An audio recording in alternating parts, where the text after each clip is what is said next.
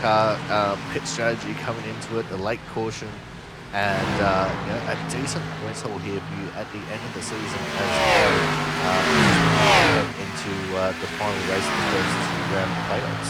Perinyan. Yeah, hold on. Can we cuss on here or no? Do I have to pay a fine for that? Oh, there might be. We'll see in post. I'm fucking pumped, Corey. we got shit. We got third here. Sanchez and the 21 of Brian Chambliss, they're battling for 7th and 8th. Mark Kraus wants to get in on the action here as well. Oh, Kraus to the inside. Oh, Sanchez in the fence. And Sanchez has just lost out big time in the fence. And he's going to be in the middle of the track as the rest of the pack catches him. He'll want to try and get back up.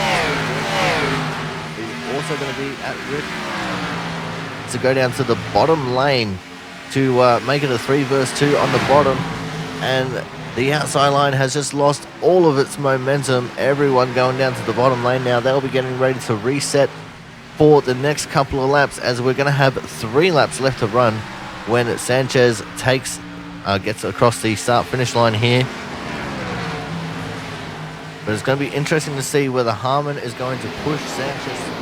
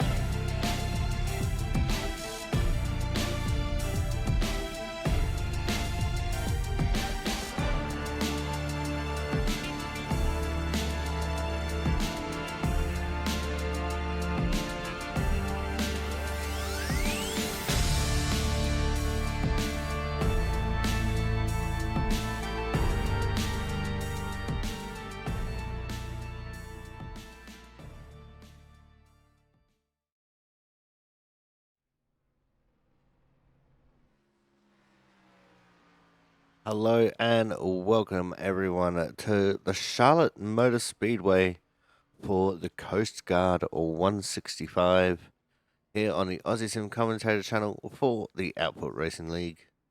And it's already a little bit of a spicy meatball out there as these cars are tight.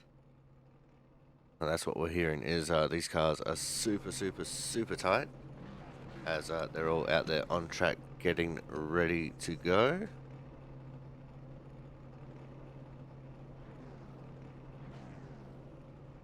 And we're just going to do a quick restart on the trading paints, because I saw there was at least one car that was in the wrong paint scheme, and I know that they left the session and came back into it to try and rectify that.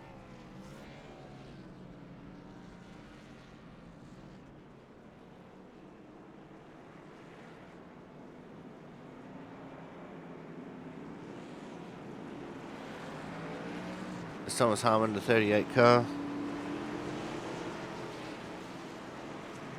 He's currently sitting on top of the times. He was one of the first ones to find out how loose it is.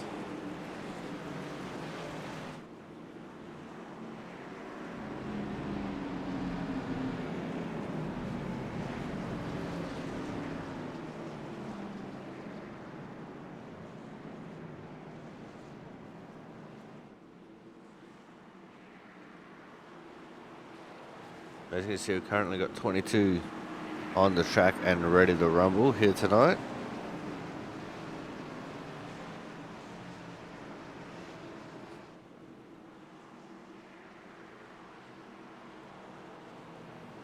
And it should be a pretty good night of racing, considering how tight this car is. Might see a little bit of action as the night wears on.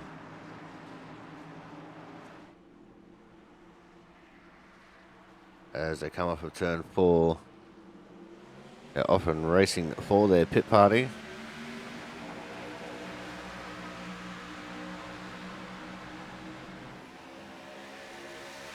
And it's the 5th painter, Ken Campbell, that's leading the way. But I didn't realise how much chrome Thomas had on that machine.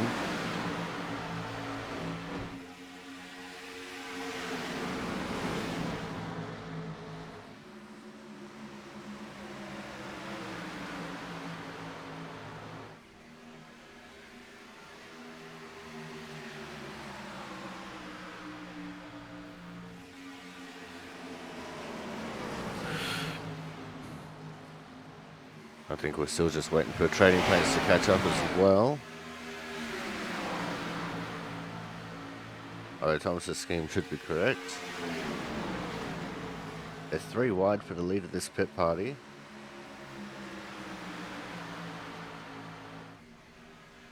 So there was a 22 up there. Bottega, Corey Cook, and Ken Campbell.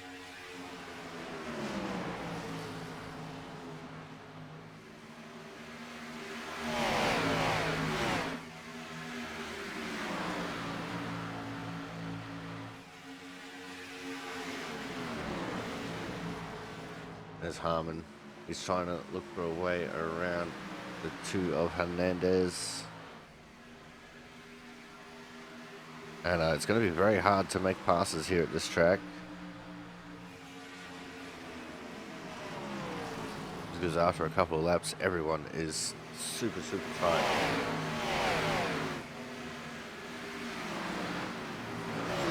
As around goes Kraus. And it seems like he found a loose spot.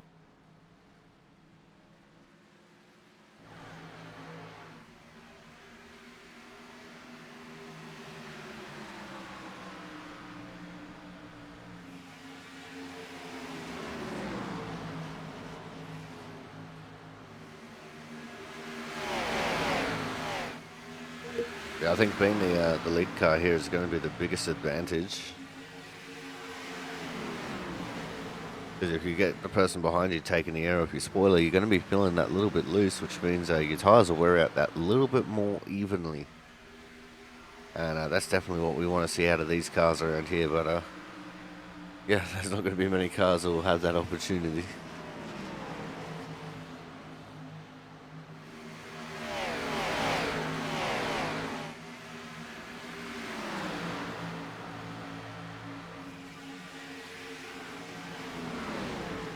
Thomas Harmon makes his way to the inside of Shoemaker.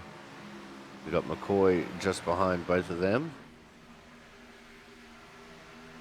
But Travis Massier made it into the pit lane, but I think he also hit the wall there in the pits.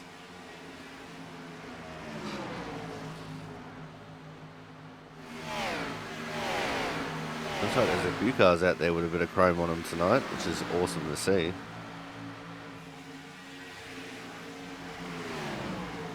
Pizzakemi's just jumped up to 4th in the standings. Have a look at the standings as they stand right now. See, it's Harmon, Champo, Horton, Pizzakemi, Cook, Slama, Kraus, Ortega, Baylor, and Hernandez is your top 10. Look at that, Champo, just 1,000th of a second behind Thomas Harmon. Go over the page, there's Massier, Campbell, Shoemaker, Marquez, McCoy, Niederholm, Sanchez, Sanders, Rickard, and Watson. And up until Watson, they're separated by less than half a second. So, top 19, half a second. And there's Collins, Ritchie, and Lansford, who have not set times yet.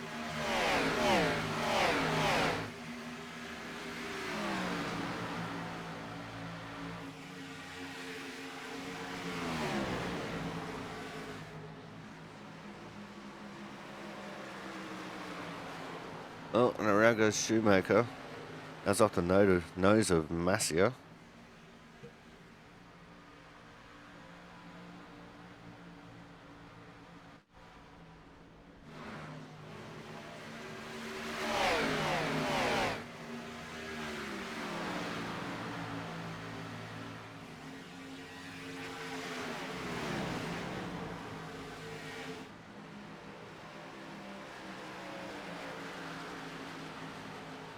There's Corey Cook, the Cookie Monster himself.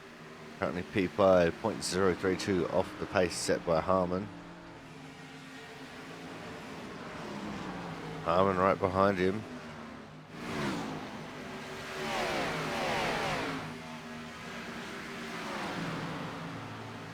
Oh, Cook. I think he naturally just pulled to the infield there. Travis Massier trying to fight his way through the traffic. I'm pretty sure he is on fresher tyres. Oh, it's a 22 of Ortega. Gets the wall coming out of 4. He lost a ton of momentum.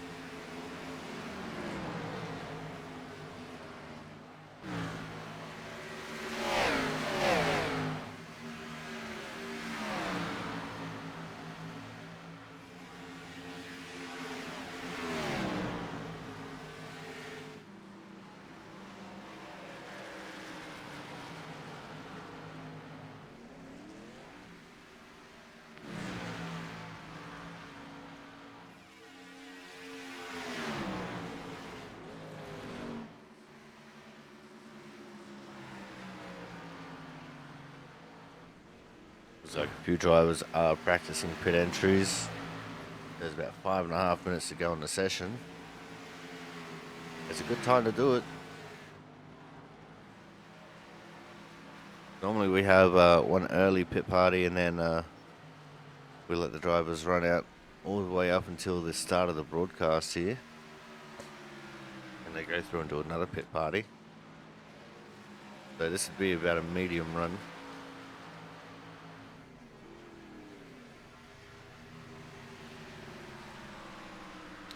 There's another 7 Superflow car, Kyle Kraus.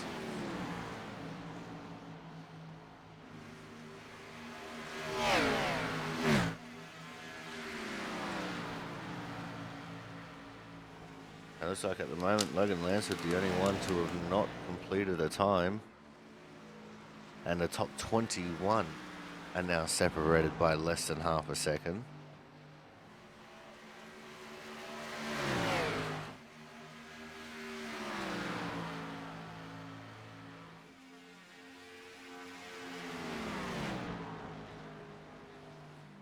Well, Lansford's just put in a time.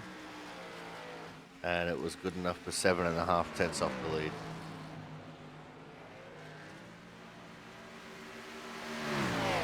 What's really surprised me here is the pace of James Watson. He's over a second off the pace.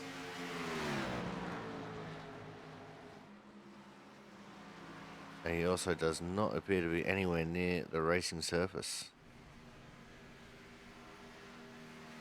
That is the one of Austin Collins. He's currently P6.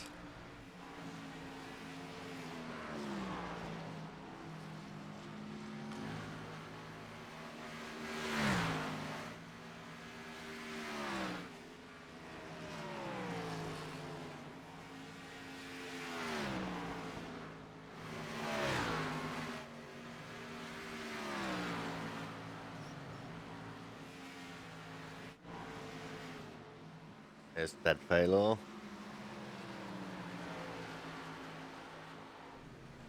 Oh, and around goes Thad. Looked like he got onto the apron there a little bit too hard.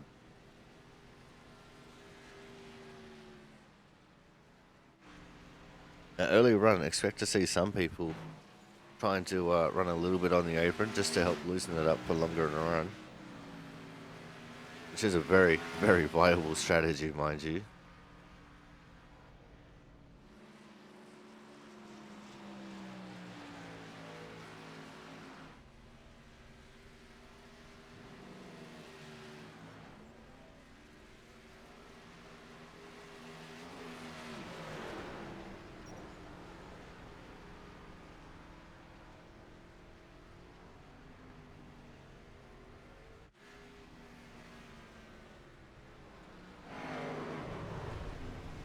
Oh, there's Corey Cook having a spin. We also saw Logan Lansford have some troubles and toe to the pits. Seems like his day is transitioning into night. These things might actually be loosening up a little bit.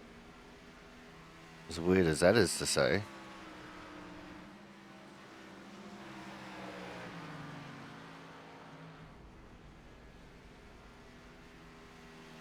There's about 4 laps left, maybe just under. As time just keeps on ticking away into the future.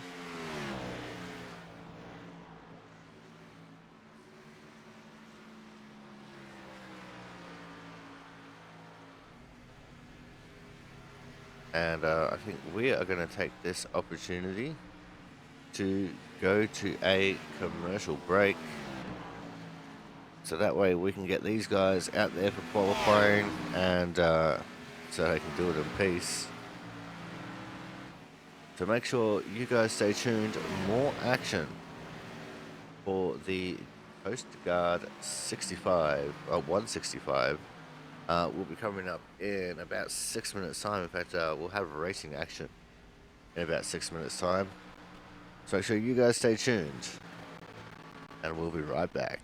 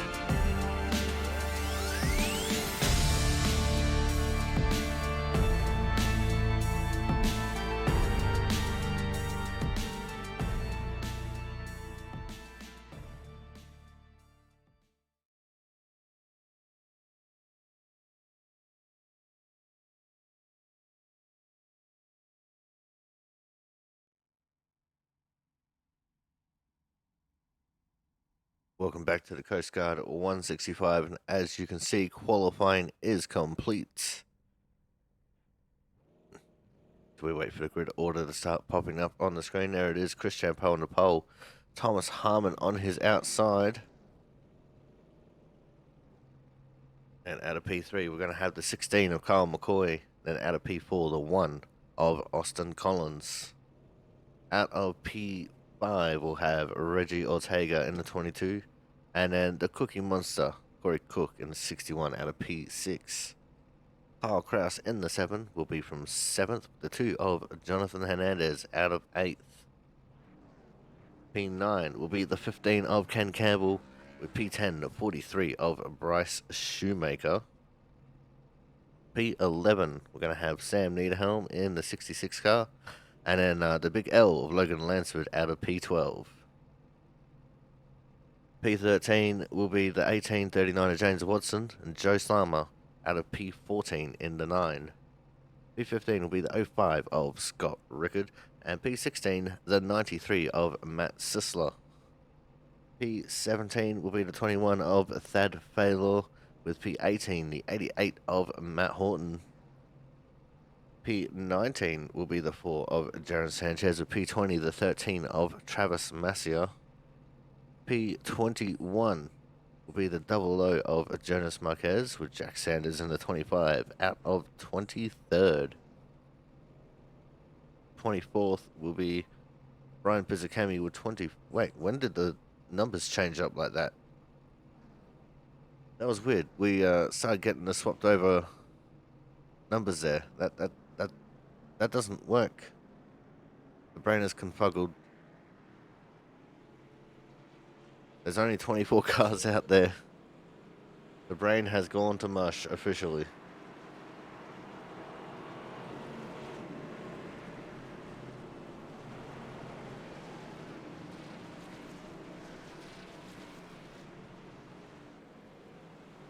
Either way, we've got 24 cars, 110 laps, only 12 cars registered a lap time in qualifying, so means only the top 12 here at the start will be eligible for the Autism Winners Hard Charger Award.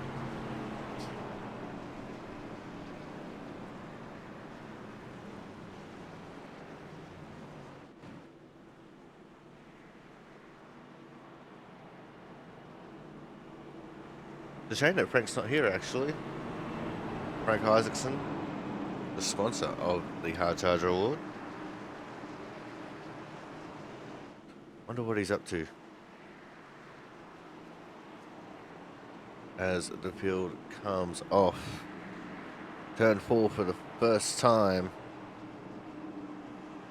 First start will be on green. All the restarts will be off the leader as the pace car makes a hard left turn into pit lane. And here we go. Green flag. We're off and racing, and look at the start from Thomas Harmon in our outside lane. Like a bat out of hell, he just zoomed past the 12 of Chris Champeau. I'm not sure if Chris missed a shift there or what, but that was definitely out of character for him. To come down to 3 and 4 for the first time. Austin Collins got a little bit checked up there, and Corey Cook in the 61 just about ran straight up his clacker. But Thomas Harmon is going to be the first one to lead a lap here tonight in the Coast Guard at 165. See the 22 of Ortega trying to make his way up through the field as well.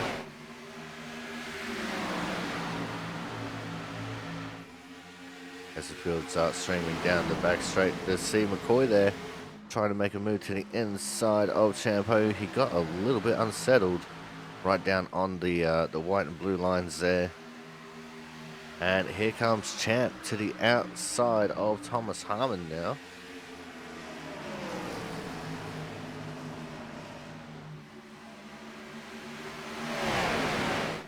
Let's see if Chris Champeau can make the move stick. He's got the nose ahead. But that outside line is looking really strong. I think Thomas Harmon trying to play the long game here, looking after his tyres on the low line. But that is going to be Chris Champeau back into the lead, and then here comes Kyle McCoy now sneaking to the inside. McCoy with the run as he zooms ahead. Look at how deep into the corner he went.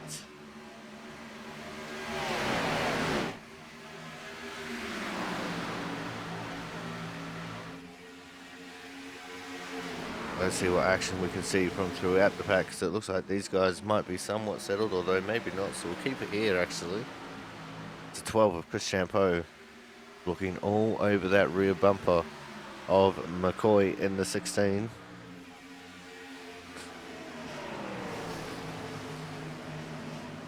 He's trying to peek anywhere he can get his nose. There's 3 wide in the mid pack. Trying to see where that 3 wide was. I think I lost it.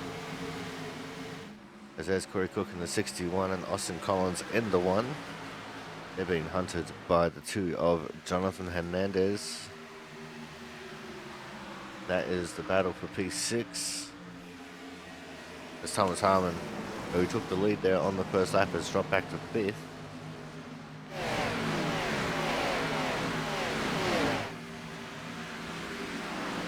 Things for the most part now seem just pretty settled. No one's really pushing too hard. I think everyone realizes they're in the same boat now with as far as how tight these cars are. You see everyone is trying to run that low lane.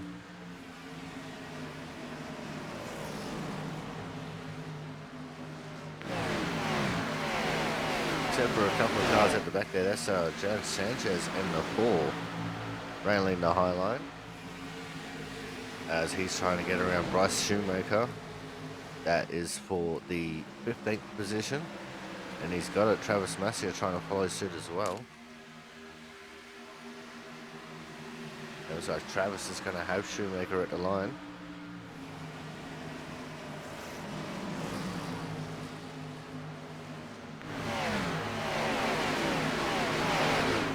They're towards the front. Everyone's all calm and all single filed out. But yeah, it's just at the back here that they're battling for position really, although in saying that, the sort of 9 of Joe Slama trying to go for a move. And that's on the 66 of Sam Niederholm. That's the battle for 11th. And here comes Scott Rickard through the field. He gets underneath of Matt Sisler.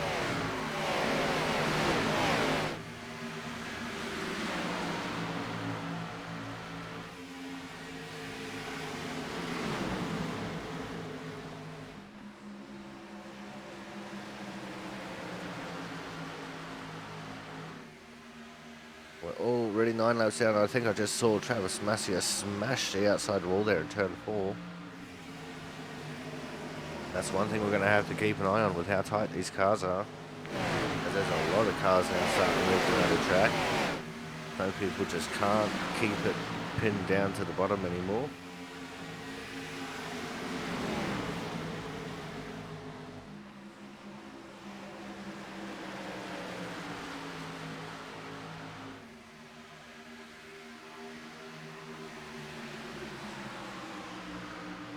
Scott Rickard now getting underneath of Niederholm, moving himself up 1 more position.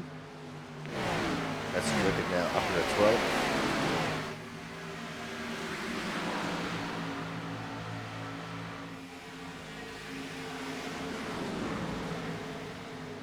Fizikemi, who was good in practice, he's all the way down in 22nd right now. I think he's another one who is trying to look after his tyres for the long run.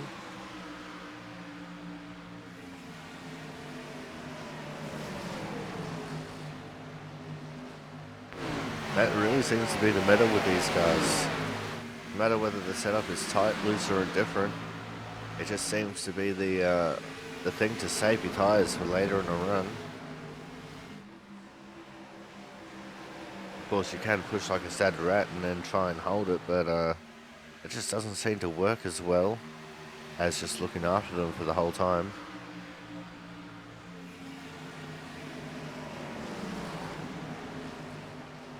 Top 5 have broken away from 6 and beyond as Austin Collins got around Thomas Harmon at some point.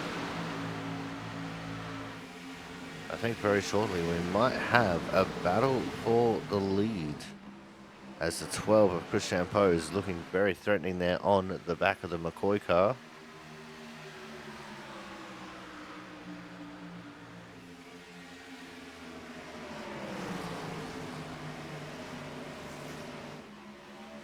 Ortega, the 22, is still right there as well.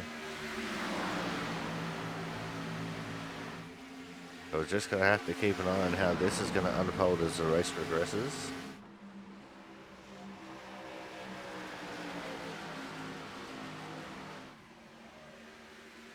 It looks like Champeau just backed off there a little bit. Couldn't quite keep it right up on the tail of McCoy for too long. Go back to just looking through the field, and I think the entire field is practically strung out now. James Watson right off the pace at the back of the pack in the 1839 car. Oh no, he's actually got the 39. For some reason, the preview showed up as him still being in the 18 car.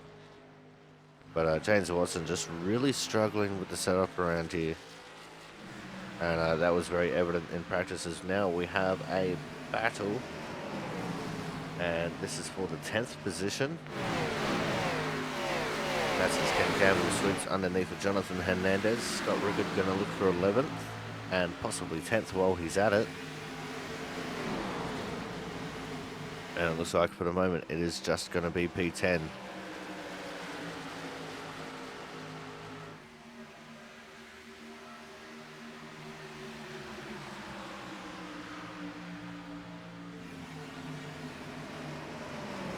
Here they go now, thundering down into turns 1 and 2. I love this static camera in turn 2 as the field comes streaming past it.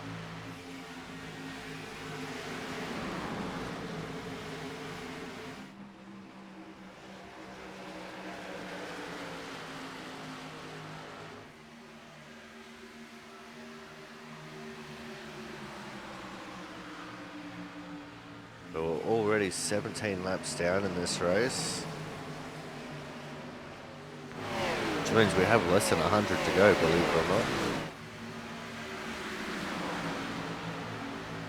And this is possibly the longest race on our schedule, no cautions notwithstanding, at 165 miles.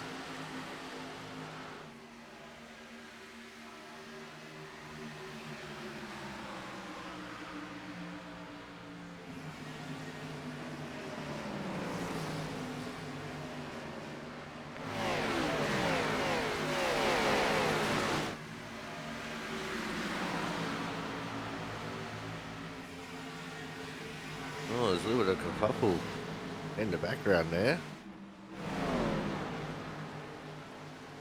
And that's the 78 Brian Pizzicami, who looks to have been all out of shape and has now fallen off the back of the pack. I'll have to see if he's got any damage on this automobile. And it didn't look like it from the outside camera. So, not sure what happened there to Pizzicami.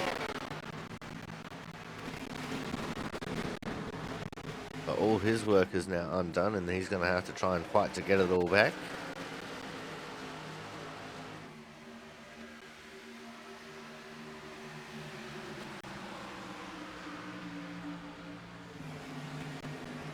Yeah, McCoy enjoyed a few weeks of dominance until last week where he was beaten, and certainly not enjoying any dominance here tonight.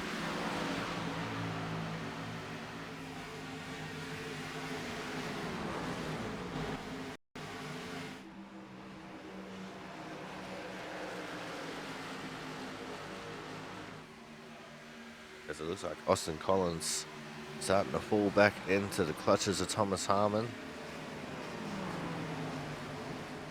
Oh yeah, look at Thomas getting into turns 1 and 2. He just nailed the bottom line like it's what he's been running his entire life.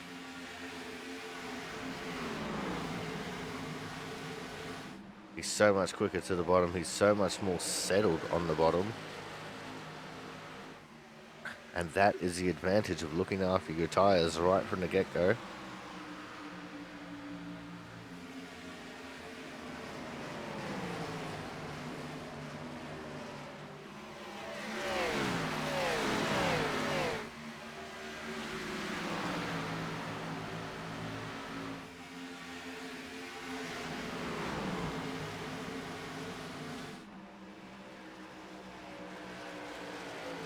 Geez, look at the proximity. Thomas is now going to peek to the inside. He's going to try and get there for turns 1 and 2. In fact, he's got it coming out of the tri-oval.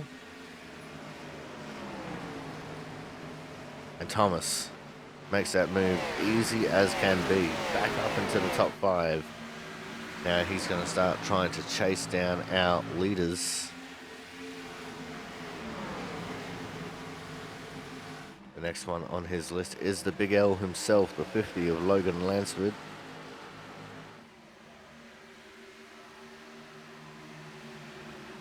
And if you don't get the pun there, the Roman numeral for 50 is L.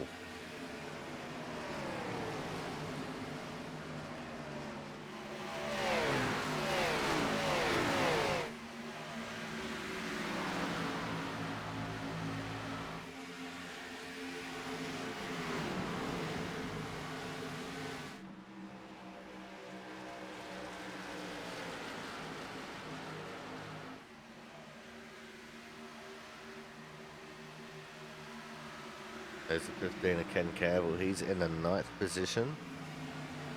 He's looking to move up some more.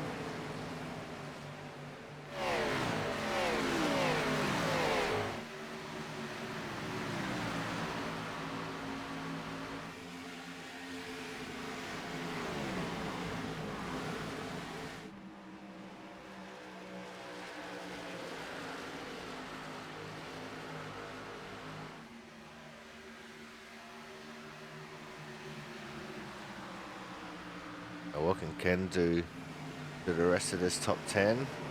He hasn't exactly been saving his tyre, but he's been saving his tyre a little bit better than Kraus and Cook in front of him by the looks of things. As Thomas Harmon already on the back of Logan Lansford.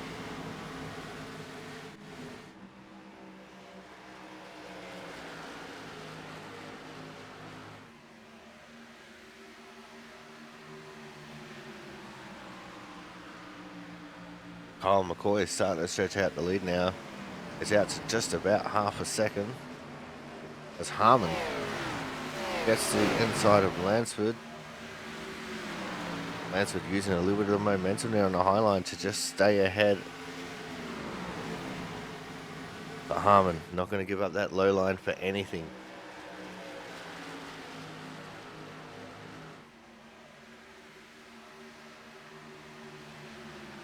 Here he goes now to the inside, and that's going to be Thomas Harmon back up into P4 as he starts chasing down our top 3 now.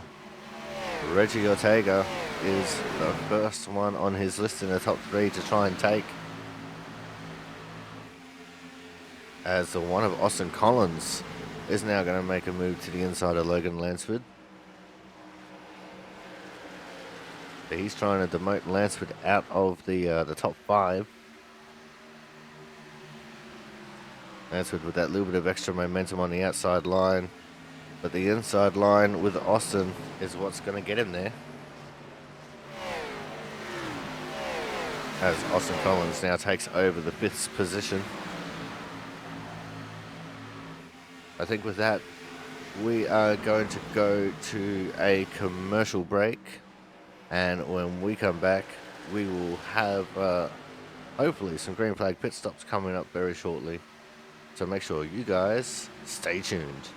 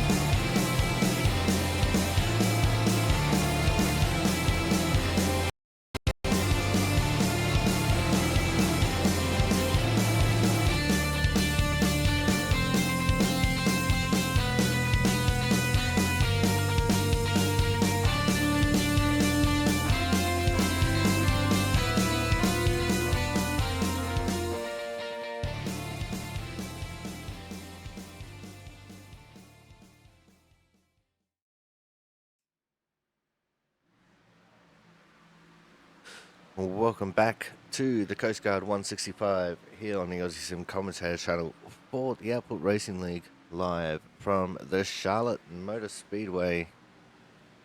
And we're currently riding with our leader Kyle McCoy, who has extended his lead to Chris Champeau to a full second now. So Thomas Harmon, who is 2.2 seconds back and looking to challenge Reggie Ortega, will have to start getting a wriggle on if he wants to try and take over this first position at some point.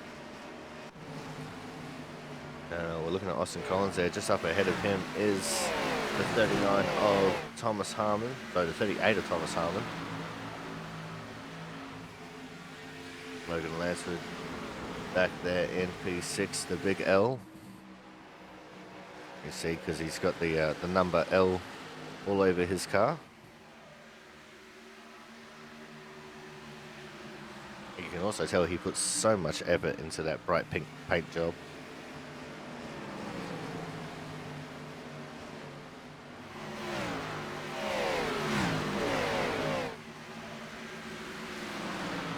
Right behind him though, here comes Kyle Kraus peeking to the inside. He wants 6th place. And it looks like Ken Campbell wants to join in on this as well. Ooh, it was a little bit loose there. Was, sorry, Mr. Kraus. Got a little bit too hard onto the apron.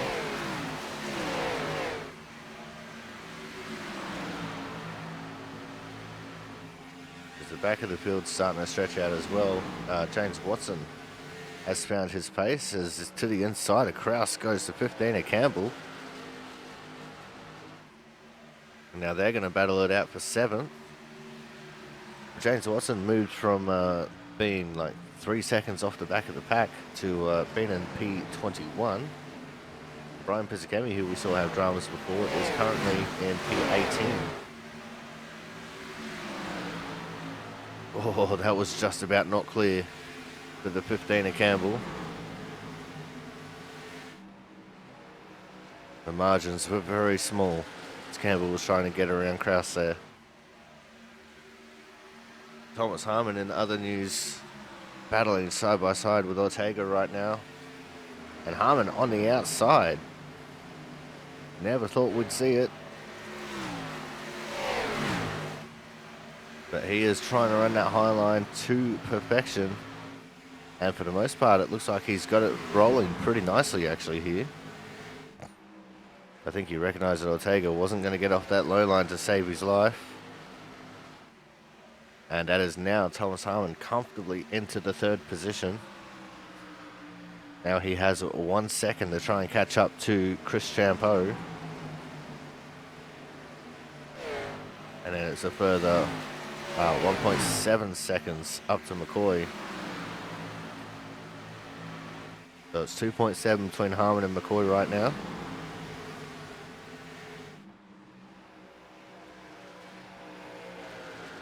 And we'll have to see if that comes down at all.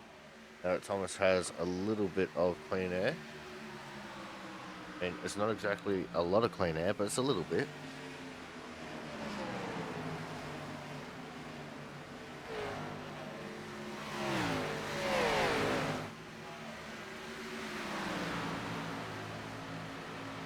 It looks like Jack Sanders has made his way onto pit lane, so he's going to go for a 2-stop in this race. Sitting here on lap 41. Probably next see him in the pits around lap 80.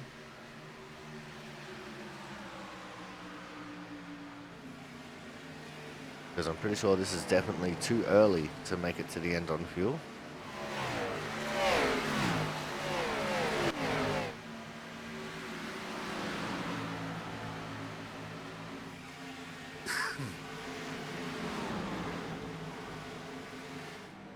You see Corey Cook trying to get to the inside of Logan Lansford now. Ken Campbell has pulled away from Kyle Kraus as he's trying to chase down Austin Collins in the 1 machine.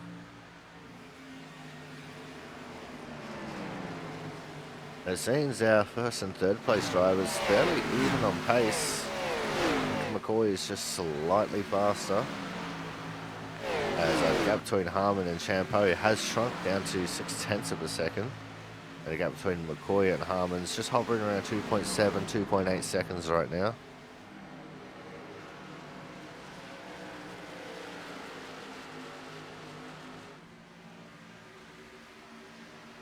See in the background there, behind Scott Rickard, is Brian Pizzicami in that 78 car. He's peeking to the inside of Sam Niederhelm.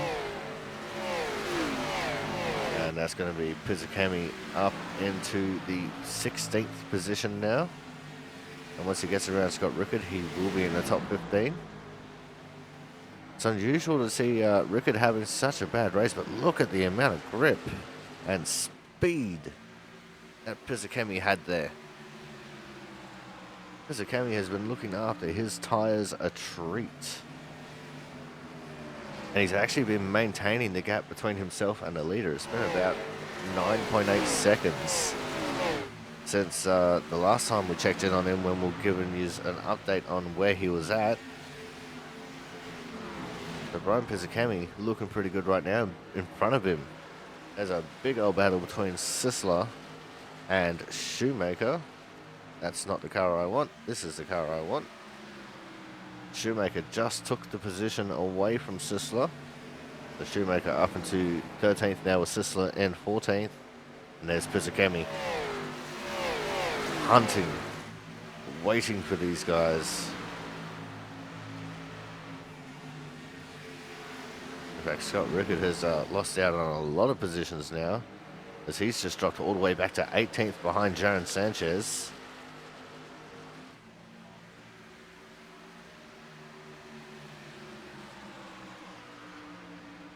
Oh, and Thomas Harmon's just been overtaken by Reggie Ortega.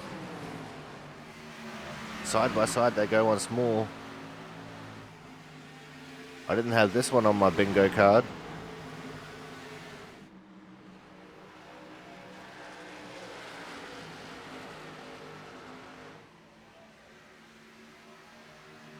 And Harmon just managing to stay ahead.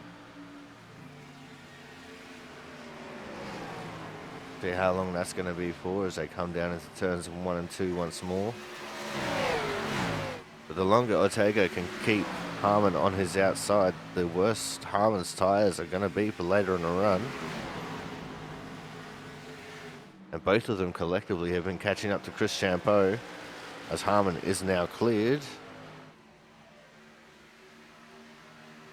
And all this battling has dropped them to a second further back from Kyle McCoy in the lead of this race. The gap is now 3.7. And it seems like Thomas Harmon now just favouring that higher line, running the seam in 1 and 2.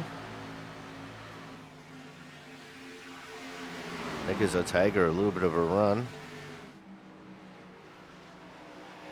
Thomas had a little bit of a peek there to the outside of Champeau. Didn't go for it. Very close quarters combat, a little bit of touching. Ortega now sticks his nose to the inside of Chris Champeau, as they both dive it in pretty deep.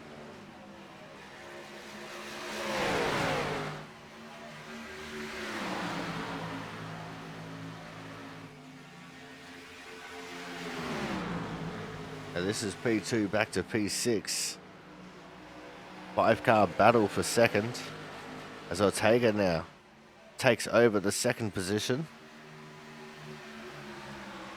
And these guys battling are losing time hand over fist to Kyle McCoy, who has half a corner on them. He was just coming off turn 2 as these guys were transitioning from 1-2-2. And I just said 2-2. Don't you forget it.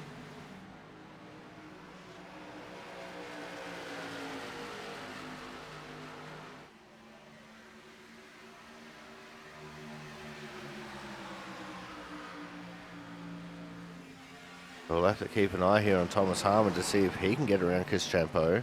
I reckon this outside running has made him lose out on a lot of grip on his tyres. as we're past the 50 lap mark. Ken Campbell looking for a big move on Austin Collins. The 38 of Thomas Harmon, big time, got onto the apron, got super sideways. He lost a little bit of ground because of that. Oh, and he got loose on exit as well, tapped the fence. Oh no, Thomas Harmon. It's all starting to fall apart for him. He got caught up in the race instead of focusing on his race. And now Ken Campbell is looking like the one who's going to squeeze himself up into the top 3.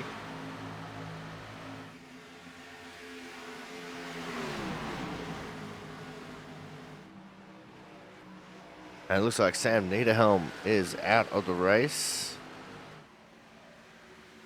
He's pulled to the pits and he is gone from the server, which is unfortunate. Niederhelm, one of the more generous racers.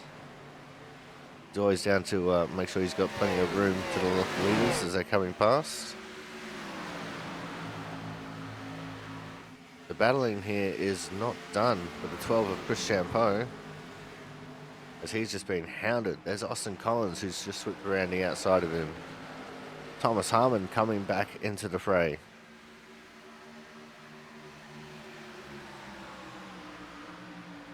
But when I was talking about that pack as a whole, Ken Campbell in the 15 car, he was in P6. So he was the last car in that group of 5.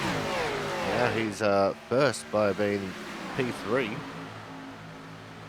He's trying to chase down Ortega. Oh, there's just about contact between Harmon and Champeau as Champeau now comes to the pits. This is the halfway mark. 55 down, 55 to go.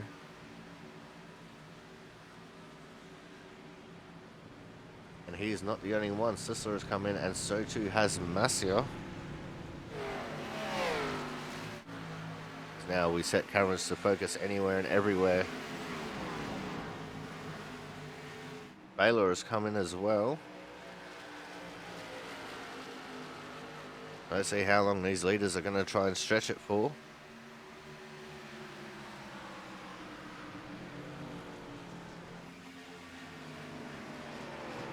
Now the overcut is usually the winning strategy, but with how tight these things are, we'll have to wait and see. Jaron Sanchez comes in. He's been joined by Rickard Marquez and Lane Ritchie.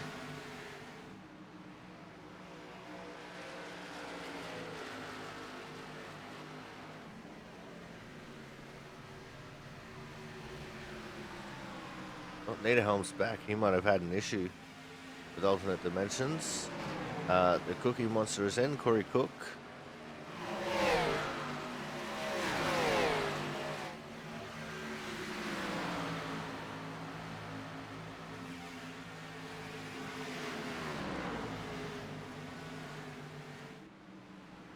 Like McCoy, our leader, has now just come into the pits.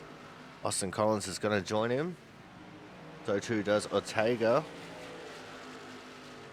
and Ken Campbell. So our top 4 have pitted. And at some point, Hernandez has gotten around Thomas Harmon. We completely missed that. Hernandez has now also officially led a lap and taken the lead. We've got a slow car in turn 3. I'm not sure who that is, but we'll probably find out soon when they head to the pits. Hernandez and Harmon have come in. So too is Logan and Lansford. Morton's in the pits. And it was Niederhelm we saw partner around trying to get back to the pits. Kyle Krass now in the lead of this race. This is a very spirited battle here between Watson and Slama, as they got cars all around them coming out of the pits on fresher tyres. Now Kraus, Pizzacami have come in, so too did James Watson just now. So Slama is leading the race. There's Thomas Harmon. And Harmon came out behind Ortega there. fact, Harmon's come out behind Sanders. Harmon is currently the first car a lap down. He's got a lot of ground to make up here. Very quickly gets his lap back. Slama comes in, and that's going to give the lead now back to Kyle McCoy when he comes around.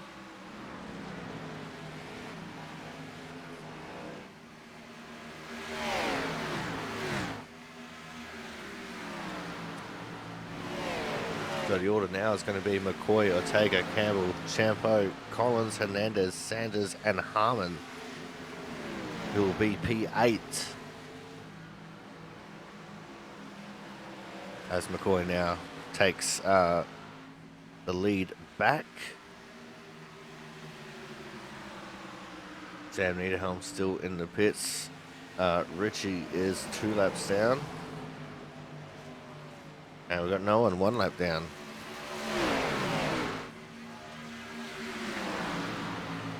There's Thomas Harmon starting to make his way through as he gets around Jack Sanders. Sanders with the oldest tyres in the field after pitting on lap 40.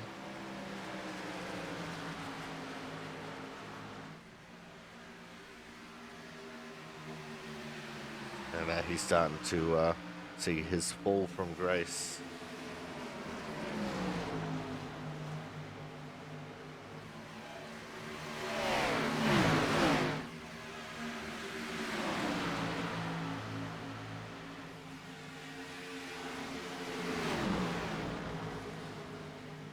There's Lane Ritchie as well in the 99, starting to fall down the back a bit. And he is 2 laps down. So I think he just didn't gel with the setup here.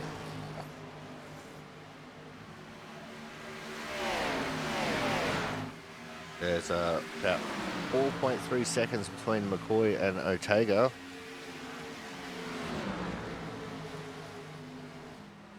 You can see Jaron Sanchez, Ryan Fizikemi there trying to make moves to the inside of Corey Cook. And if Fizikemi can get this move stuck, then he'd be in P10.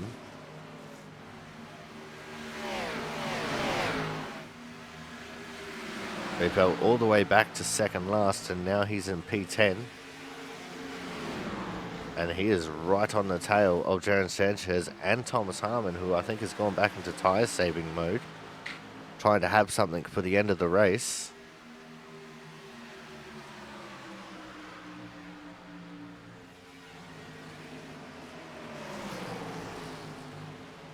Kyle McCoy, he's definitely not pushing right now. He'd be just absolutely chilling out there 4 seconds ahead of P2. We're going to go 3 wide on the back straight with Fizikemi, Sanchez, and Harmon.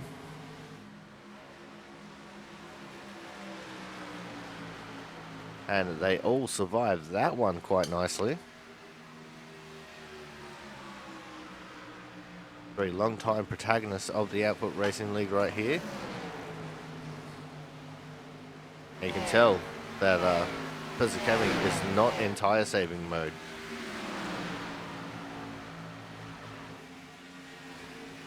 He's definitely starting to push it.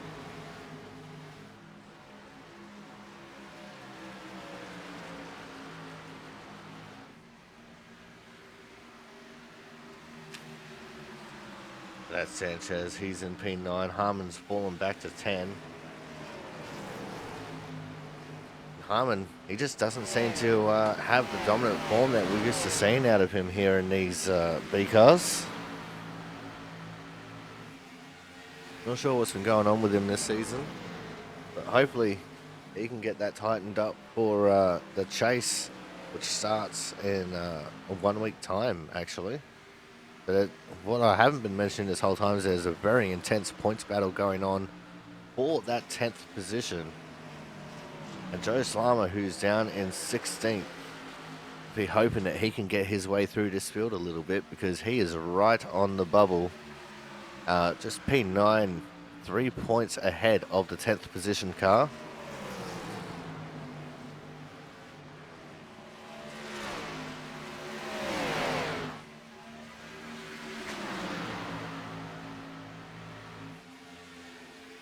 This is a pretty spirited little battle here as well. The 39 of James Watson, who's in 18th. He's got Rickard, Paylor, Marquez, and Masia behind him.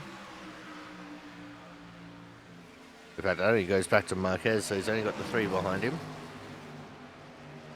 That's 18th, 19th, 20th, and 21st. And this is really not bad for James Watson, who was, 5 seconds off the pack earlier in the run.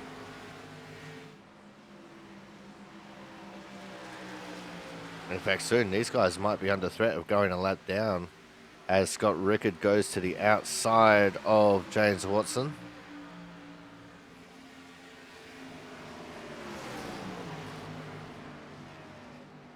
And now Scott Rickard will take up that 18th position.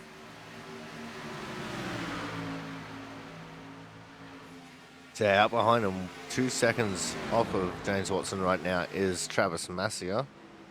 And right behind Masia is our leader, Kyle McCoy.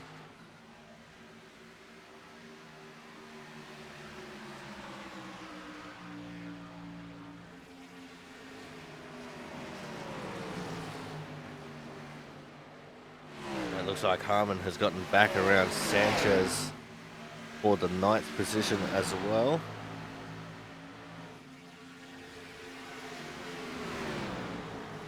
Yeah, just having a quick little squiz at the points here.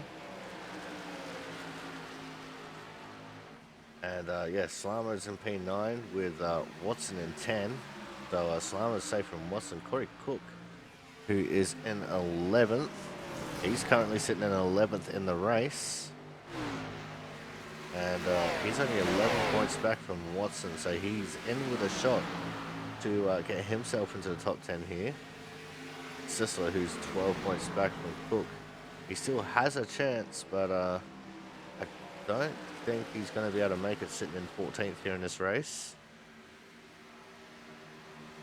But there's also the chance that we might have to remove TJ Cranker from his 2nd position just because he's already told us he can't guarantee his attendance for the entirety of the chase. And we want to have all 10 people competing for the championship.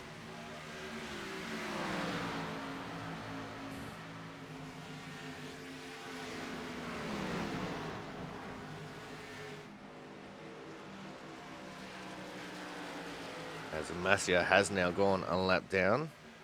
Looking at Jonas Marquez here. Behind him is Thad Paylor, and then it's Kyle McCoy. There he is, the blue and white car. Behind the danger tape.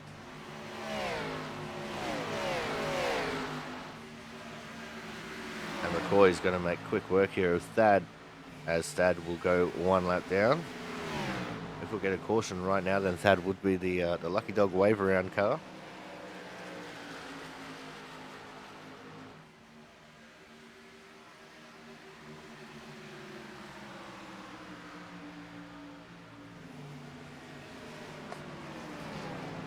Thomas Harmon has, actually no, Thomas hasn't done anything. Corey Cook has gotten around Jaron Sanchez for the 10th position.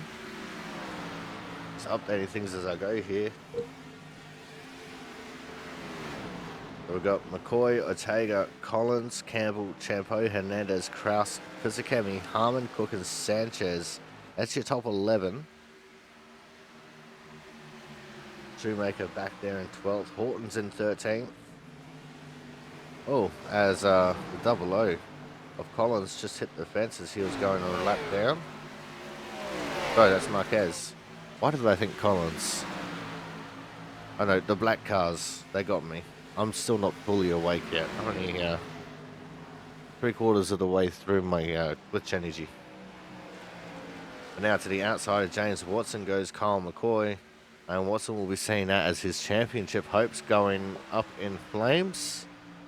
But that is not going to be the case if my calculations are correct with the point situation. As Thad Baylor is back in the pits. He couldn't take it anymore. He had to go get another set.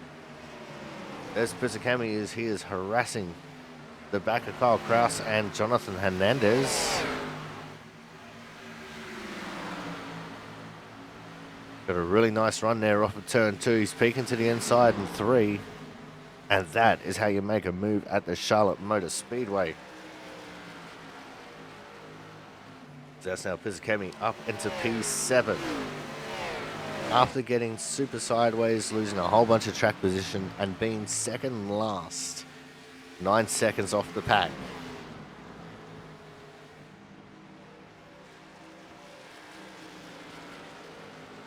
Here's McCoy. He's about to put a lap on Sanders. Sanders is another one we'll probably see come into the pits here within the next few laps. I don't think he can make it on fuel. But before that, we are going to go to a quick commercial break. And when we come back, we'll have the rest of the race. So make sure you guys stay tuned. The end of the racing here for the Coast Guard 165 will be coming up very shortly.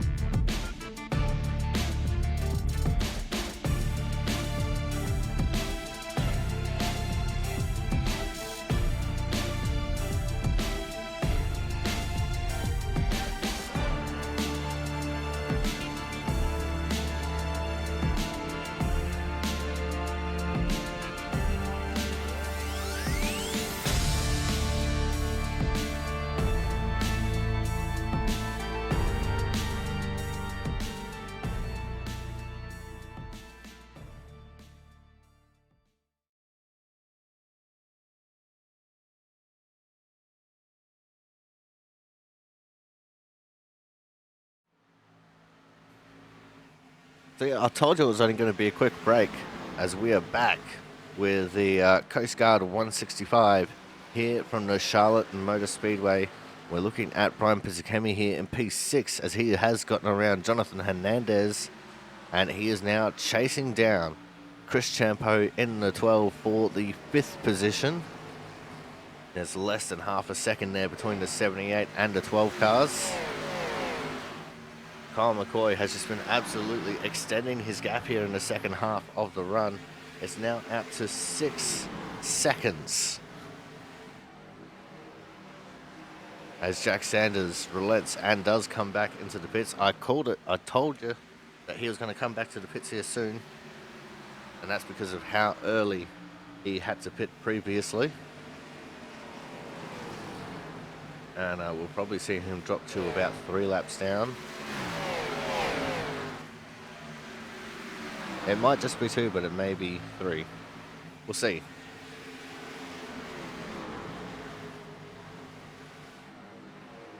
As we're looking at the 2 of Jonathan Hernandez, who was relegated down to the 7th position. And I don't think Kyle Kraus will be able to have anything for him. We'll wait and see, as Thad Failer on his fresher tyres is making his way through the field. Sanders does come out 2 laps down, so there you go.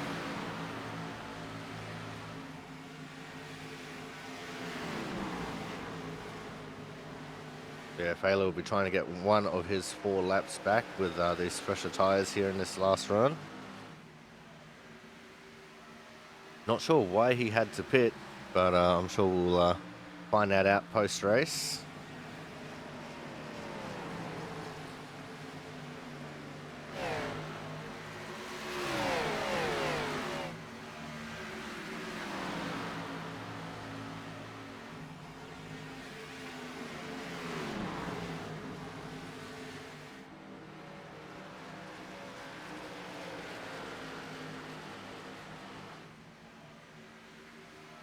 Jonathan Hernandez, he's just holding on to his 7th position here.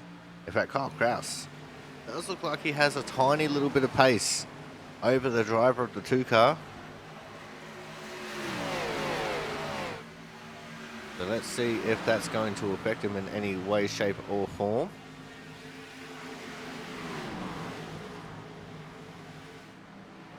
As Pisakemi has caught up to Champeau. In fact, all of these 3 have caught up to Champeau.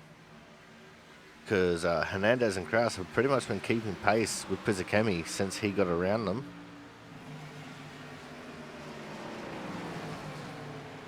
Behind them, there was a side-by-side as Jack Sanders got around Thomas Harmon, who was just, he looked strong, but he's just starting to struggle here in this second run.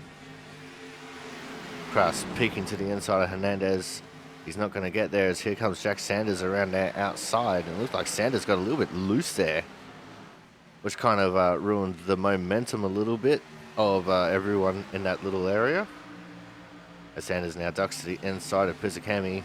He'll get past him very quickly, and so too the 12 of Chris Champeau.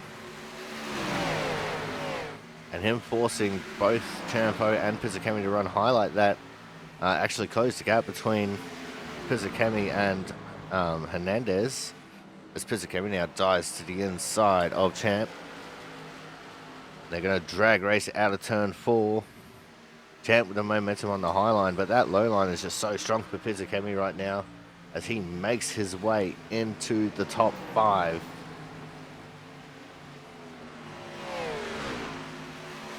Now, obviously, that move is not set in stone. It's not done until he's got his whole car in front of Chris Champeau. And turn 2 is great for momentum. But so too is turn 4, but look at the inside run here. As you come out of turn 4, if you hit that inside run just right, then you get quite a bit of speed to use up your sleeve.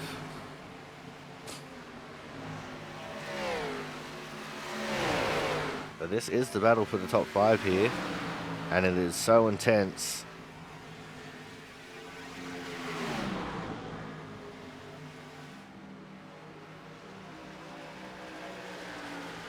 But it looks like Pizzakemi has now got the advantage. He's gotten clear. So that is Pizzakemi now officially into P5. And Chris Champeau was lucky to cover off the run of Jonathan Hernandez there. But Champ continuing to run high. That's allowed Hernandez to get right up on his inside. And he'll probably have 2 more after Hernandez that will have a crack at his position, because there is the 38 of Thomas Harmon. Looking pacey here as the run starts to run out. But with less than 20 laps to go, I'm not sure Harmon will really have anything for anyone past Hernandez. Because Harmon has to try and pass these guys first and foremost. And passing people with a setup like this is so much harder than just catching them.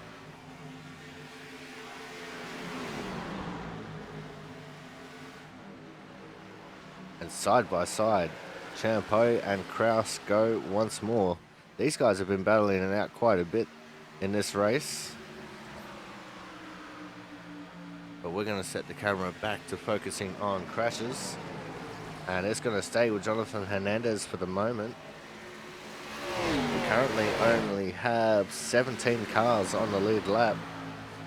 Scott Rickard is... Well, the timing there for Scott Rickard has been weird. Rickard has now gone a lap down, actually.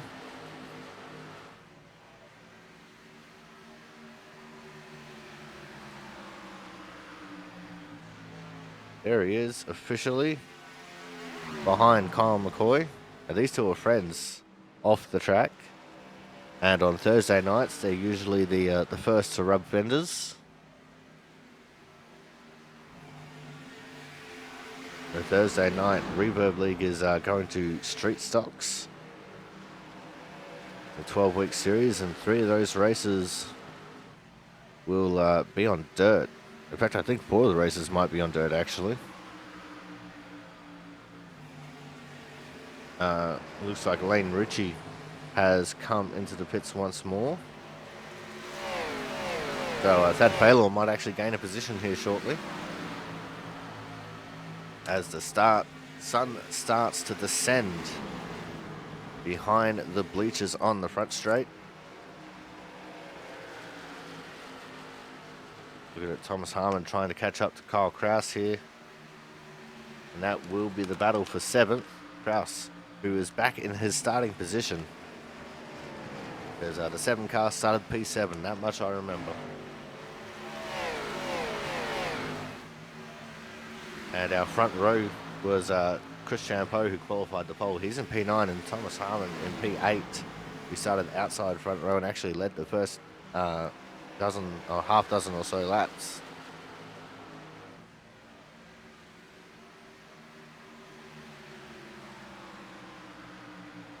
But the laps here are starting to wind down, and as soon as Kyle McCoy comes out of turn 4, which he is just about to do, we will have just the sum of 11 laps to go in this race. And these guys on the back straight have 11 and a half laps to go.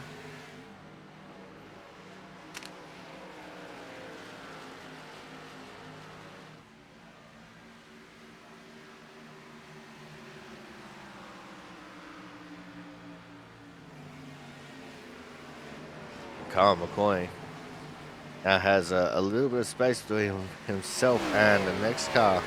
He's got to put a lap down. So it might be clear sailing for him for the rest of this race, as now we officially have 10 laps left to go.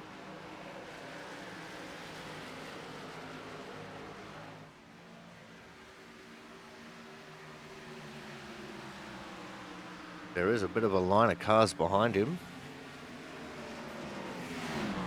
There is the 99 of Lane Ritchie. He gets one of his laps back, so he'll be up into 3 laps down. And behind him, Brickard, Watson, Baylor and Sanders. And they're all a bit far off.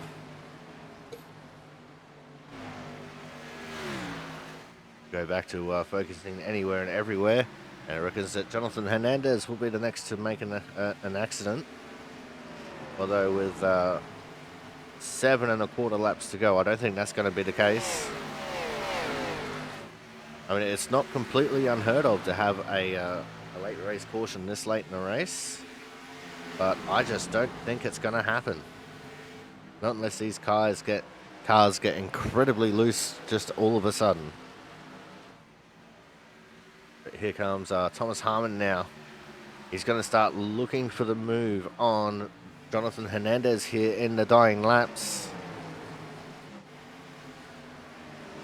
And now we're looking at Shoemaker as he's looking to get around the lap car of Travis Massia. He's got to be careful because right behind him is Corey Cook, who will be looking to make the move for the top 10 position. There's Chris Champeau just in front of them as well. And Massia is not making it easy for Shoemaker, which is completely his prerogative. Massia just running his own lane, which is what he's supposed to do.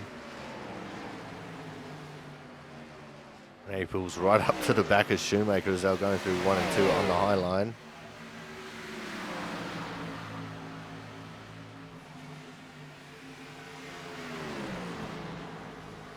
Shoemaker actually has a lot of pace over Chris Champeau right now. He caught right up to him very quickly.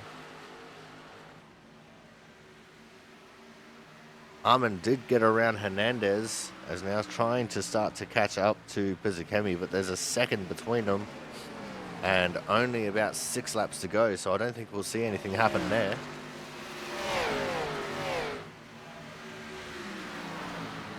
Five to go now.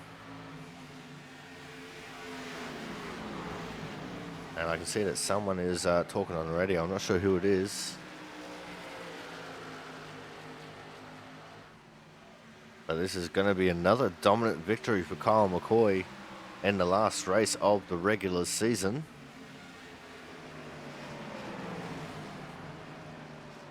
And I just having a look at the points, and yeah, with this win, Kyle McCoy will absolutely win the regular season here before we head into the playoffs.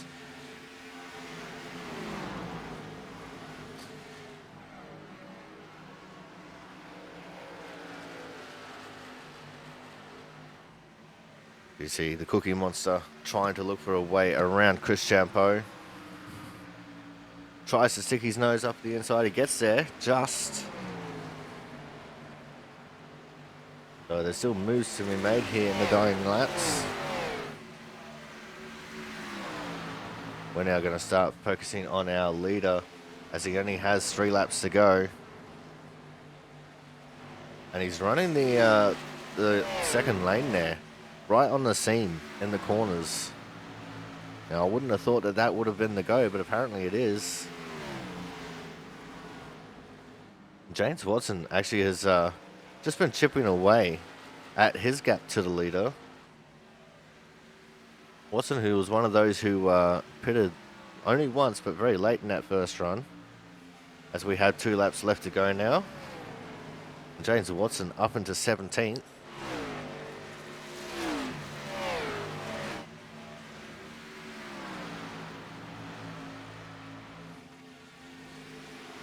Now as we go through turns 3 and 4 for the penultimate time,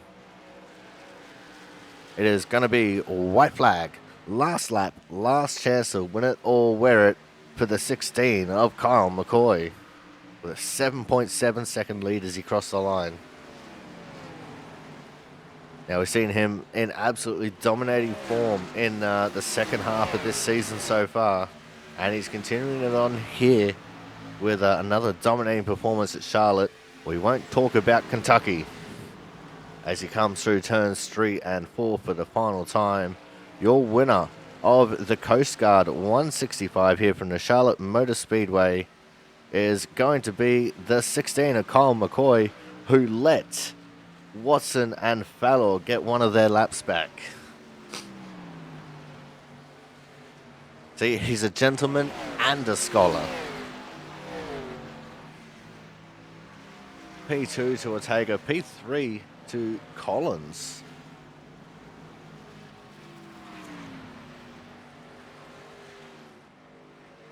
He's already drifting in celebration.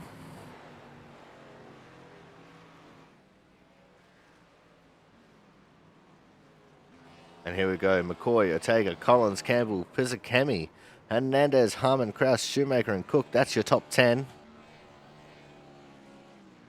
We have Slama, Champeau, Sanchez, Horton, Sisler, Lansford, Watson, Rickard, Marquez and Massia. That wraps up your top 20. And then over the page, Sanders, Ritchie, Faylor and Niederhelm wrapping up the field.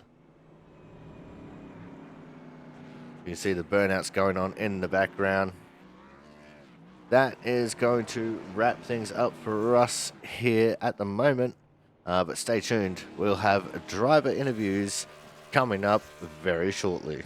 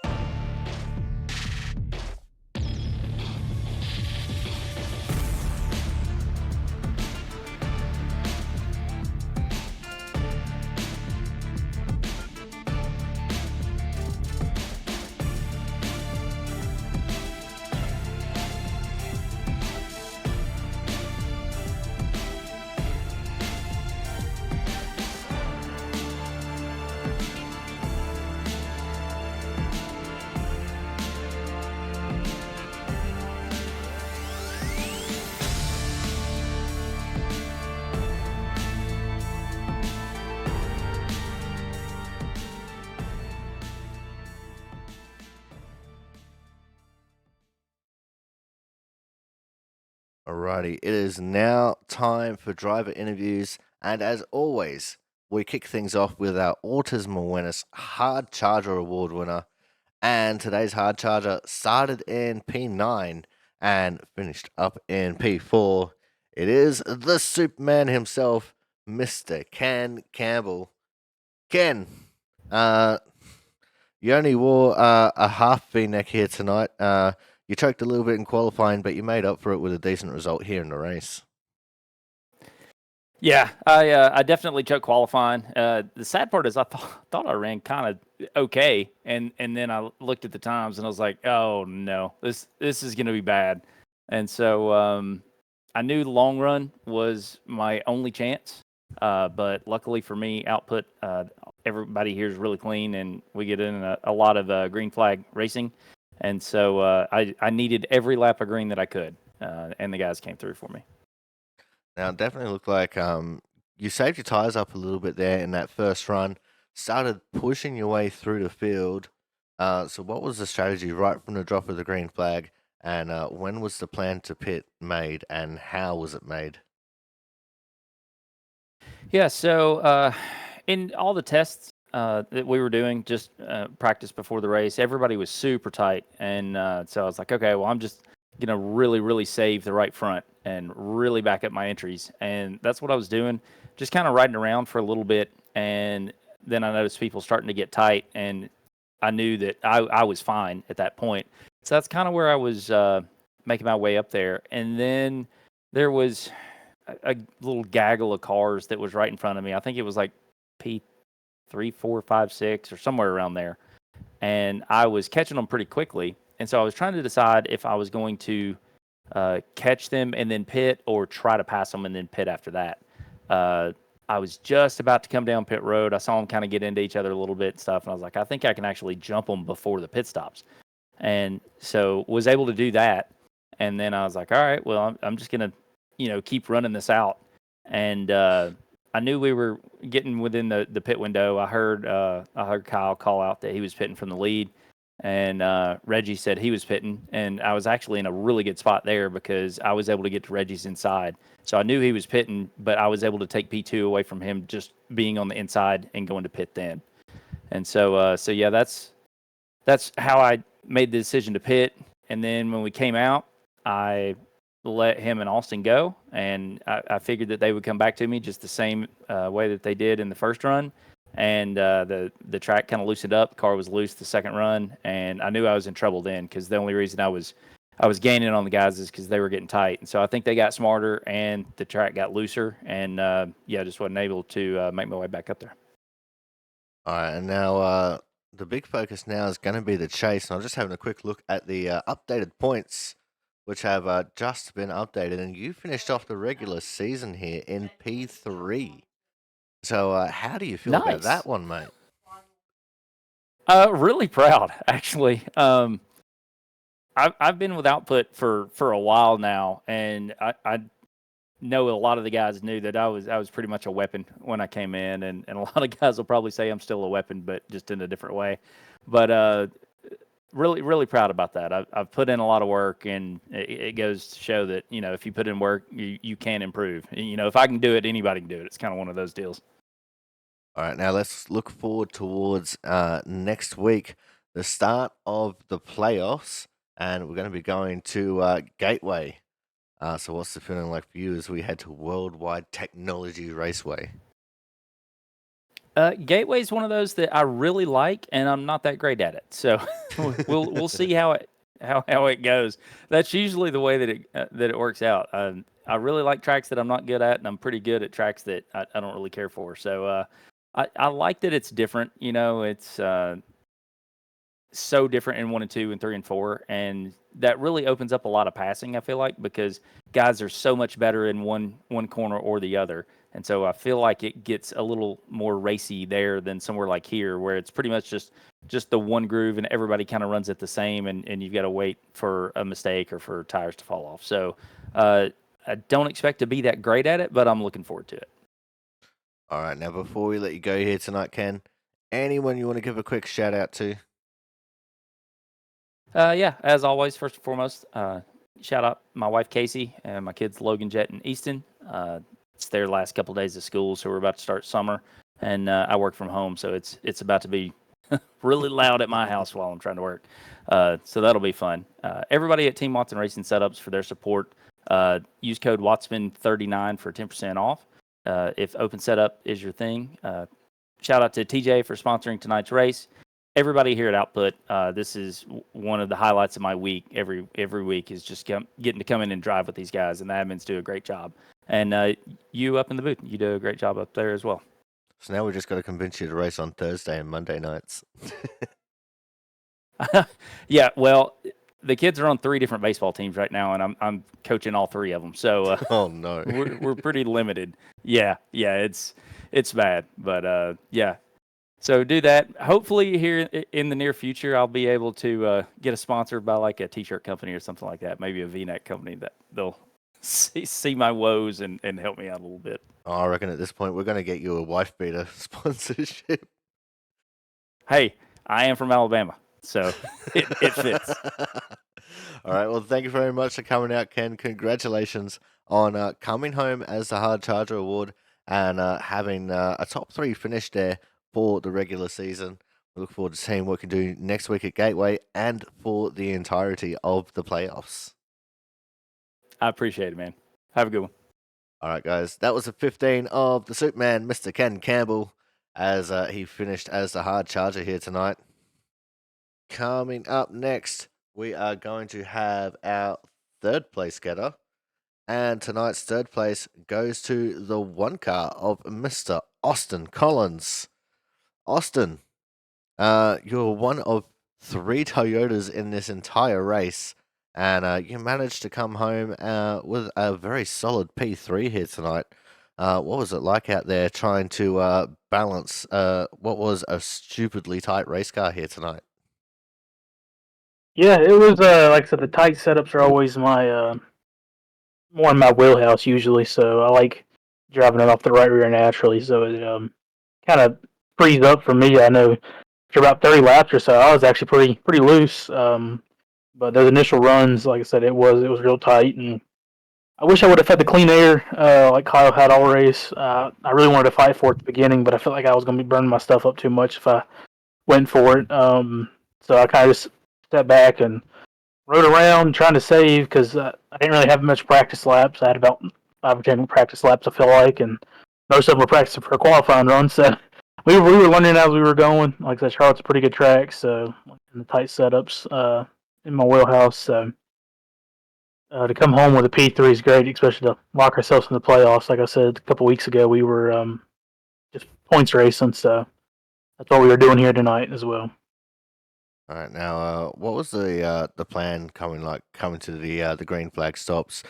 Did you plan on pitting with a group, or was the plan to just pit on a set lap no matter what? Plan was to pit whenever I ran out of fuel or blew a right front, whichever one came first. So luckily it was the fuel. I know some guys had right fronts that did blow, so like I said, luckily mine was just the that ran out of fuel, so I had to come in and then just run it as long as you can. Like I said, luckily I got lucky and got somewhat clean air that second run, which, like I said, that made the whole difference of the race. It really freed it up a lot more, and you could really feel the nose turn. So it was a lot more fun that second run. I thought I was going to have a chance of getting Reggie there at the end, but I ended up getting the wall with 4 or 5 to go, and that really halted me. I think it gave me a little bit of damage, and I could kind of feel it down the straightaways a little bit. But yeah, overall, it was whenever I could run the fuel out. As you said, you are locked into the chase. You're locked into the 8th position there, but to my understanding, it's going to be a full reset for the final 4 races here. So, what's your expectations for the chase coming up, and what is your feeling as we head to the Worldwide Technology Raceway next week at Gateway? Well, overall, I hope to challenge. I know it'll be kind of difficult. Like I said, I'm not the best. But I like to go out here and give it what I can. So we try every week to finish where we can, and hope at the end of the day that's enough. But we'll have to see after the 4 weeks. I know next week at Gateway, I really like Gateway, but I don't think I've ever ran the Xfinity car around Gateway, so we'll see about that. But like I said, I really like the truck and next gen around Gateway, so hopefully it's about the same. Kind of has that like short track feel to it, and I'm not sure if we'll be shifting or not, but that usually is pretty fun in the standard H pattern. Still, I know in the next gens it's a bit more um, just normal over there. So actually using the H pattern to downshift and shift up and stuff is hopefully going to be a lot of fun. I think New Hampshire's coming up too. I think is one of the races, and I know that's also another chance at shifting maybe. So we'll see what happens. So the plan is just to show up every week, do what we can, and try to get as many points, and hopefully it's enough at the end of the year. All right, now before we let you go here tonight, Austin, anyone you want to give a quick shout out to? Oh yeah, I'd like to shout out you, Corey, for doing the broadcast. Shout out all the admins here at Output Racing.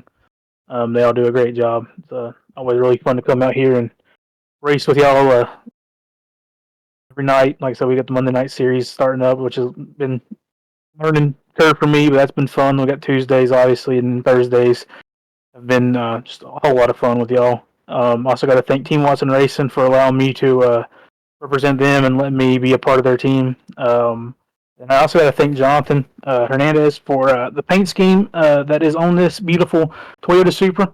He did a great job putting this thing together. It's technically a throwback scheme, but I liked it so much that we're going to keep running it until something else pops up. So besides that, that's about it. I guess all the other drivers were showing up. Without them, obviously, we wouldn't have the racing we do. So besides that, that's about it.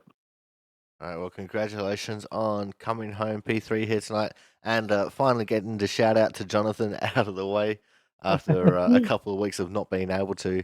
And we look forward to seeing what you can do next week at Gateway. Yes, sir. You have a good one, Corey. You too, mate. All right, guys, that was our third place getter. He's too broke for dirt racing, the one of Austin Collins. And that's a little bit of an inside joke there, but yeah. Coming up next, we are going to have our second place getter, and he might not be in with a chance for the chase for the championship, but he's still out there giving it his absolute all. Of course, it is the 22 car of Reggie Ortega. Reggie, this is starting to become a bit of a dirty habit of yours coming up here into the booth and having a chat, but it's almost every single time you're still just trying to chase down that 16 car. Yeah, I was trying really hard the first stage before we pit, but then I was getting held up from the cars that I was racing around me, and I think I would have had a better chance if I wasn't racing for second and third right around when we had to pit. I think if I was a lot closer to him after pitting, I feel like it would have been an interesting race for sure at the end. It definitely looked like a very hard slog there for the second place, especially right towards the end of the run when Thomas just seemed to save his tyres to perfection and he just came right on there before the green flag stops. Yeah, I can't remember who else it was that was right around us. I think it was Chris Chris as Champeau. well. And those guys were starting to fall off, and then Thomas did get around me, and then at right around like pit cycle is when it seemed like they really started to fall off again. And it was starting the setup and the track temperature was definitely weird. The cart felt really tight, and then it would get loose, and I think that's when it felt loose for me. The car it felt great. It was definitely with my balance, and I think that's when I was able to catch back up to those guys and get around them. But man, it's it's uh it's definitely a great feeling to finish where I should have finished as well last week. I mean, I don't know if you guys know, but I did get penalized after last week, and that really did hurt me there. But this definitely made up for it. Yeah, it was a very unfortunate circumstance last week. I did talk to the chief steward on the night, and he said, even though it wasn't malicious, it was still contact was made, and their decision is final at the end of the day, and it was their decision that you came down. But you definitely made up for it again here tonight, coming home P2 once more, and you're looking very strong here as we're starting to close out the season. So even though you're not in the chase for the championship, what's your plan for the next 4 races, especially since we got Gateway coming up next week? Oh man, Gateway can definitely go two different directions with me. I used to like racing there a lot, and now the way that the car and the tire feels, it's probably not suitable for me there. But I mean, we'll give it our best. Um, I do like Iowa, New Hampshire as well. I mean, there's some definitely good tracks coming up. Auto Club is the last race of the season. I love that track. Definitely running by the wall is where I like to be there, and that one's gonna be fun. All right, Reggie, before we let you go here tonight, mate, anyone you want to give a quick shout out to? Yeah, again, just everybody in the league. It seems like everybody's been, racing around me really clean and respectful. So I got to give those guys credit, and everybody who's a part of the league, as far as admins and stuff, for putting this together. You guys as well in the broadcast. I mean, you guys definitely do a good job. I try to tune in every now and then and rewatch it. So it's definitely fun to go back in there and see it all. And then just the 29 graphics, my sponsor, they did a really good job on this paint, and hopefully hopefully it gets out there and noticed, and people people look into it. All right, well, thank you very much for coming out, Reggie. Congratulations on the redemption of getting to P2 again, and we look forward to seeing what we can do next week at Gateway. No problem. Thank you. All right, guys, that was the 22 car, Mr. Reggie Otega, coming home in P2 once more. But coming up next, he's not just the winner here tonight. He didn't just win 4 out of the last 5 races. He is also your regular season champion. It is the 16 of Kyle McCoy. Kyle, stop it. Get some help. Hey, Corey. Stop it. Get some help. I don't know what happened tonight. I kind of got out front, and they all started battling behind me, and it was just kind of clean sailing from there. Yeah, I was going to say that first run looked like it wasn't your usual dominant performance. Everyone just kind of saved tire a little bit better. But then towards the end of that first run, they really just started battling and just let you get away from them. Yeah, it took so long for the tires to kind of wear out that I felt like Chris and I were kind of playing a game of chicken of who could save more tire up there. It'd still battle, and every once in a while he'd peek inside, and I don't know. I just had to figure out exactly how much I wanted to save, and I knew I wanted to save a lot, so I was doing a lot of saving up front, but it loosens up a lot more when you're not sitting behind a car. So I kind of had to push it at times to make sure I burned enough right front to make it drive the way the rest of them were driving. But yeah, it worked out eventually because it looked like they got all on top of each other at the end and kind of gave me a big lead. And from there, I could be careful in my pit stop. It all just kind of snowballs. So that part was really nice. And yeah, we'll take these for sure. Now, what was the plan for when you were going to stop? Were you trying to run it out of fuel, or was there a set number that you wanted to pit on? Because we noticed that you did pit before everyone else even thought to even try and undercut you. Sure, interesting. Yeah, I didn't notice that. To be honest, in this Xfinity car, I run out of gas every time anymore because it feels like the overcut, whatever you can do to overcut, as long as you're not running, 20 laps further than everybody else or off strategy. If you can overcut the field, it seems like it always builds back your way, just based on the tire degradation right now in this car and exactly what's the fall off. But yeah, I tried to run out of gas and I looked down and all of a sudden I was shorter than I thought I should have been. So I must have been running hard towards the end. Because like you said, they must have still went after me, and I knew they were uh gonna be pitting around my time just because I think everybody was on the same strategy, and the undercut just doesn't work in this car for whatever reason. So yeah, I just ran it out of gas, tried to get as far as I could, careful on my pit stop, and from there I felt like I could hold on. All right, now let's look at the end of the race there real quick, because I noticed coming to the line, instead of just charging for it, you actually were very gentlemanly and allowed James back onto the lead lap, and you allowed Thad to get one of his laps back. Was that on purpose, or were you just showboating a little bit? No, that was on purpose. James wanted his lap back, and we've kind of had this thing going where where I've been giving it to him the last couple of races.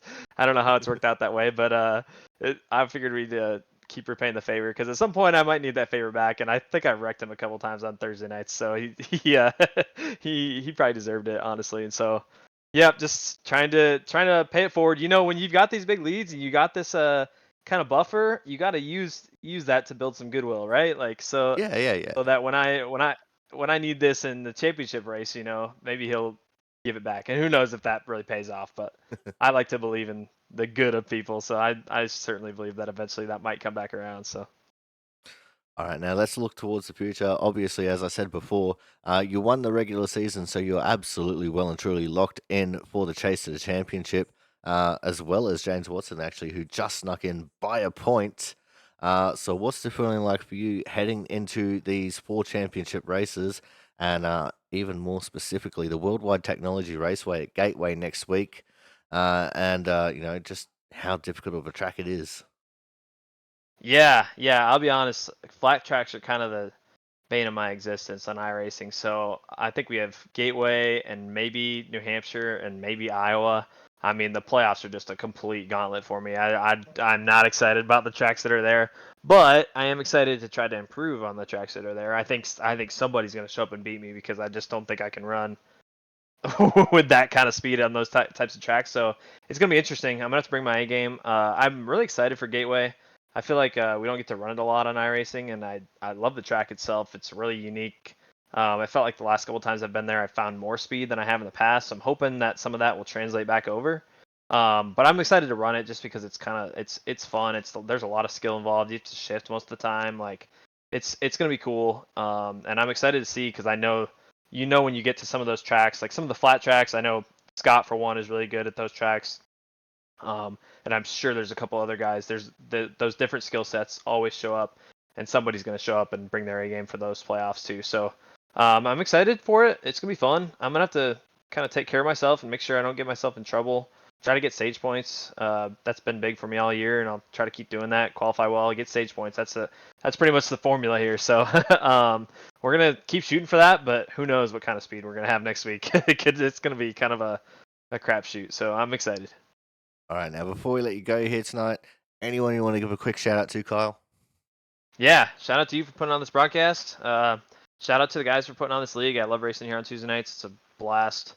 And yeah, shout out to everybody that puts this thing on. I'm excited to see how we finish it out. Certainly got myself in a good position, but anything's going to happen these next 4 races, so I'm excited. All right, mate. Congratulations on coming home with the win and with the regular season championship win. And we'll look forward to seeing what you can do next week at Gateway. Appreciate it, Corey. Thank you. All right, guys. That was tonight's winner, the 16 of Kyle McCoy. But that is going to wrap things up for us here tonight. Big shout out to Jungle Cat Wizard Thomas Harmon for the raid there after the race was over. But yeah, it's going to be fun times here as we start the chase for the championship. I'm going to quickly run through who our top 10 are so you know who to watch in the next 4 weeks.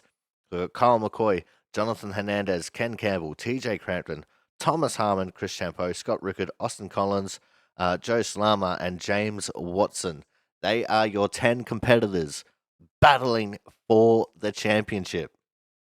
So until next week, I've been your commentator, the Aussie Sim commentator. We'll see you guys for the first race of the chase at the Worldwide Technology Raceway.